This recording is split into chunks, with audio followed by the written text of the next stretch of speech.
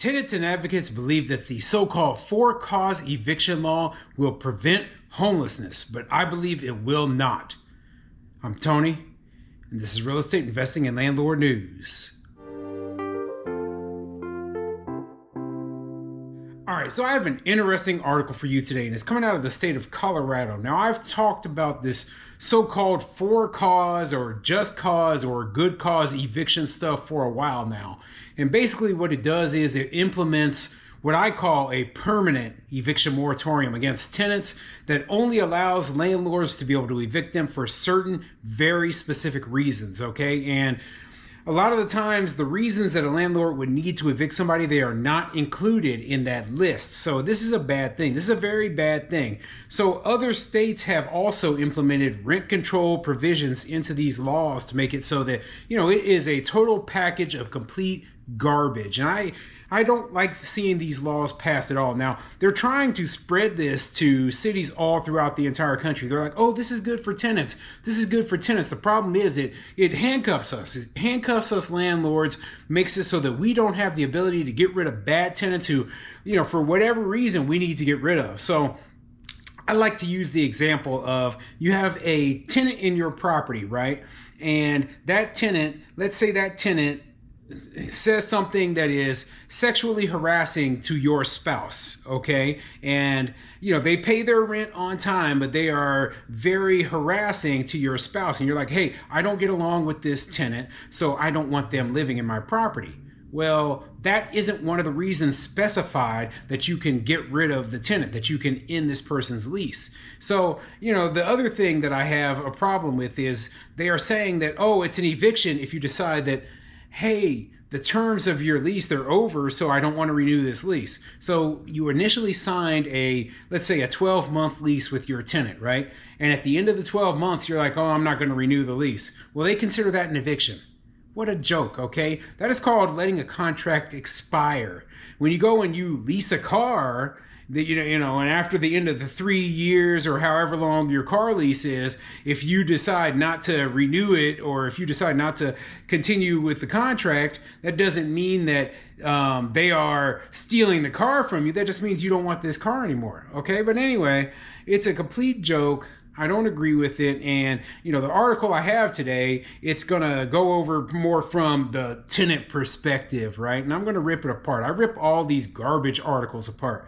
So before I get into the article, go ahead, hit the like and subscribe button, maybe leave a comment down below and let me know what you think. So what do you think of these good cause or just cause or for cause eviction laws? Do you believe they are actually going to help tenants, or do you think it's actually just not going to make much of a difference at all? That's what my personal opinion is, okay? They think that a landlord is not going to figure out some way to get rid of a tenant who doesn't agree with them. They're out of their minds, okay? But anyway, let's get into this article and see what it says. This article is coming from coloradopolitics.com, and it says, for-cause eviction law would keep people housed. Opinion. Yeah, it's an opinion piece. I don't mind reading opinion pieces, but a lot of opinions are like, you know the old saying. But, like one of my big issues with this is that they always try to tie it together with the homelessness issue, right? Oh, we got to keep people housed. They're going to end up homeless if we don't do something about it. Well, I don't think that having for-cause eviction is actually going to prevent homelessness. And I'll let you know as we go through the article exactly what I mean. We all deserve a place where we can hug our loved ones, cook, bathe, make memories, tuck our children into bed at night, and live without fear. A home. Currently in Colorado, a stable home is out of reach for people evicted by landlords without reason. As a result, each year, thousands of families facing eviction across our state are launched into a cycle of temporary housing or homelessness. A recent point-in-time count conducted by the Metro Denver Homeless Initiative found the top self-reported cause of homelessness in Denver is an inability to pay rent. The number 2 cause is eviction. So there's a few different issues that are being conflated here, right? And, part of the thing that they say here is that people are launched into a cycle of temporary housing or homelessness due to eviction. That's what they believe, right? And they think that just cause is going to somehow prevent these people from being launched into this homelessness or, temporary housing problem, right? But the issue is, and then they say in the very next paragraph that the top self-reported cause of homelessness in Denver is an inability to pay rent, okay? And then the number 2 cause is eviction. Now, number 1 and number 2 are directly linked to each other.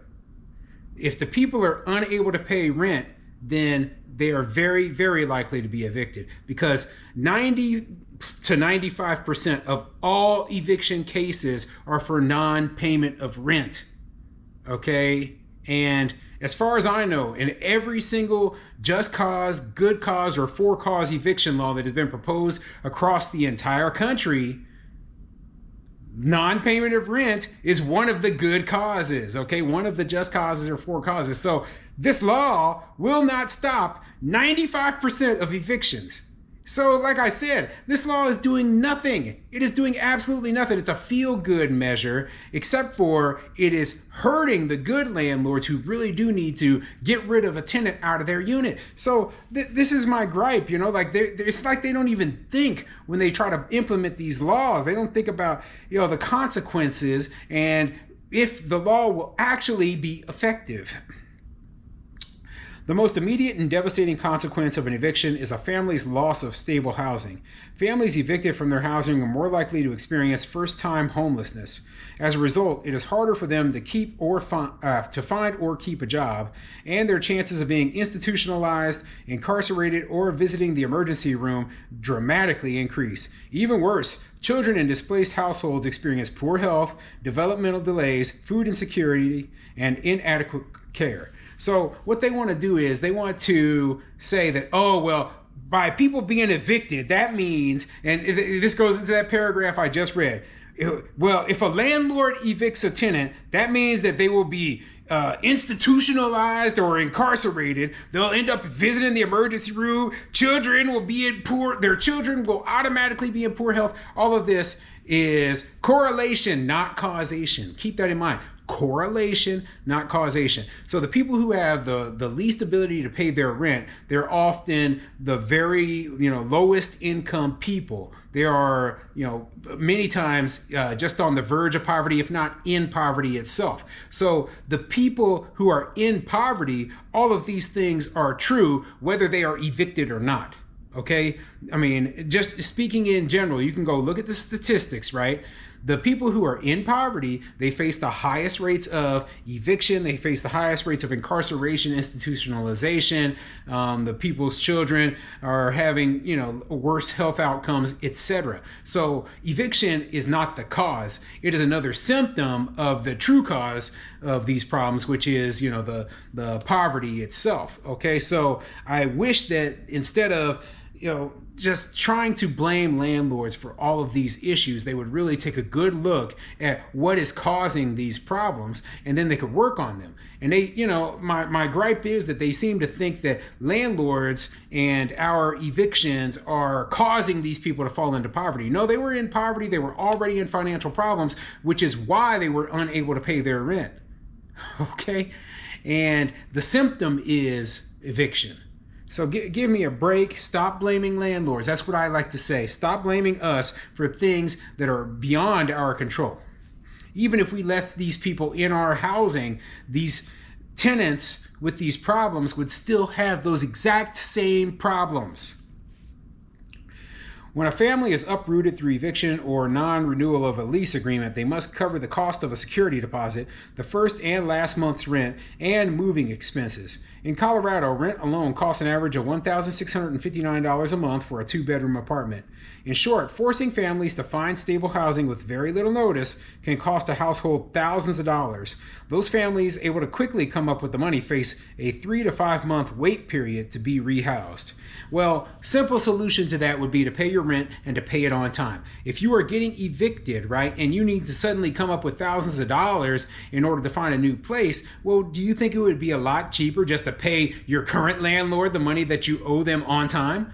I personally think it would be, but the situation arises where the people do not have the ability to pay the current landlord. So it is not the responsibility of the landlord then to say, well, you know what, I'm going to be the homeless shelter. I'm going to allow these people to stay forever. What a joke. Now they say all this stuff, right? And when it comes down to it, it shouldn't matter. If you agree to a lease agreement where you only were guaranteed those 12 months, then there's a couple of things that you have going for you. When you leave, if the property is in good shape, you should get your security deposit back from your current landlord, right?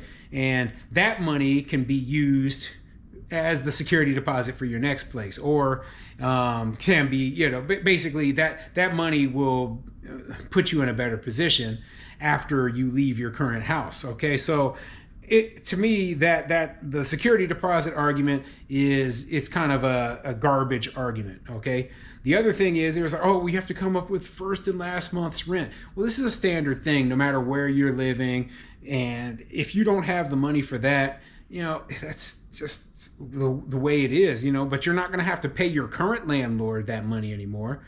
So I think what the biggest gripe I have with all the just cause eviction stuff is that it takes the ability of the landlord to do what they want to do away from them, and what they want to do with their property away from them. And it puts it into the hands of the tenant, where the tenant has more rights to the property than the landlord, the property owner, does themselves. So yeah, interesting article. I could read more of it, but I'm going to put a link to it in the description below, and you can let me know what you think.